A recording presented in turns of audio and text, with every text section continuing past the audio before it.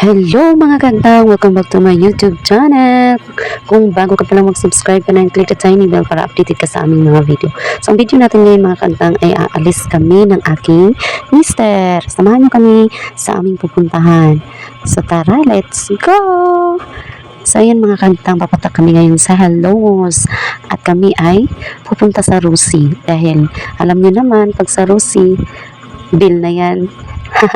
Oo nga, oras na para magbayad para hindi ma-embargo ang aming motor. So ayan, napunta na nga ako dyan sa counter. Yung taga-video ko naman ay parang binagyo.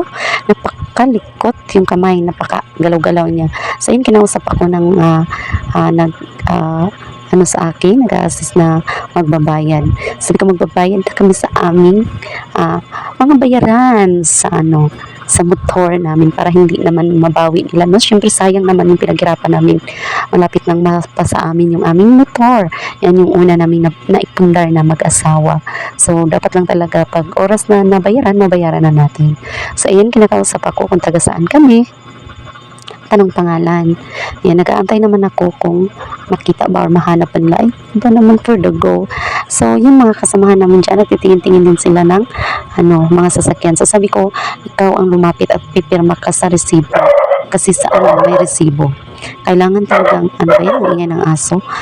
Kailangan talaga pipirma ka doon. So, nakita ko itong Gcash. Sabi ko, pwede pala magbayad sa Gcash. Sabi, may ganun. Pwede pala ganun. So, sabi ko yan, pwede pala magbayad dyan ng Gcash. Kung may pira ka naman, hindi mo na kailangan pumunta dyan.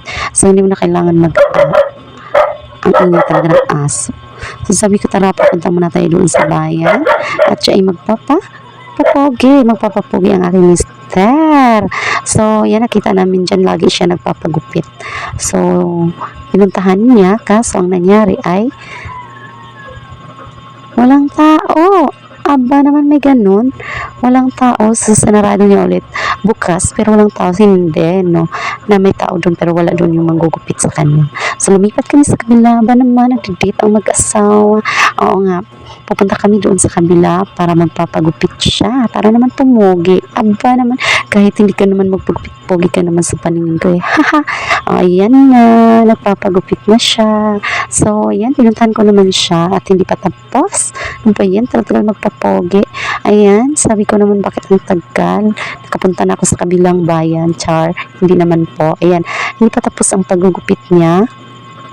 Sabi ko masyado nang maiksi yung buhok niya. Parang malapit na siyang makalbo.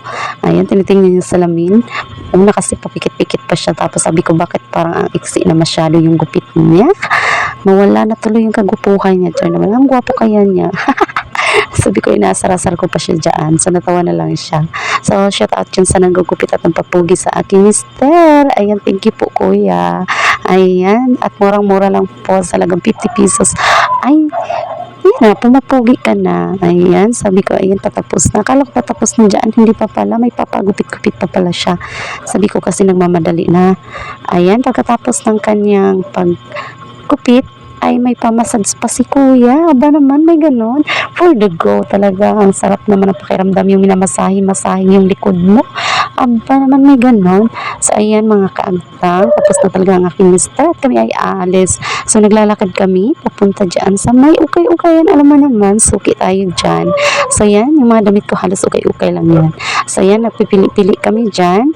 Ayan, sa mga ukay-ukayan dyan sa loob kasi mura lang ang kanilang mga ukay-ukay, pero wala po talaga ako napili kahit isa kasi masakit kasi yung katawan ko at saka yung ulo ko. So, lumipat kami sa kabilang ukay-ukayan at nagbakasakali akong may magustuhan. So, wala talaga akong nagustuhan dyan. So, ayan, pumasok pa talaga ako dyan sa loob at nagbakasakali ako na baka mayroon pang mapili. Ano ba yan? For the go naman talaga ako sa loob. At tapos dyan, may nakita ko pang bata ng pang babae. Maganda, cute siya. So, sino ba naman ang susuot niya ang litliit? For the go. Kagawa pa kami. Aba naman.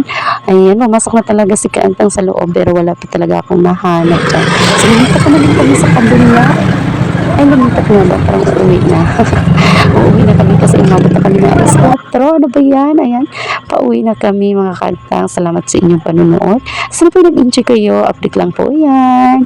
Si Kaantang ay nagagala. So, ayan po. Maraming salamat. Kung bago pa lang po kayo sa aking YouTube channel, sana matuwa po kayo at mag-enjoy. God bless po. Bye-bye. Please lang, subscribe na and share. Ayan. Tapos na po ang ating video. Abangan niyo po sa susunod. Salamat. God bless.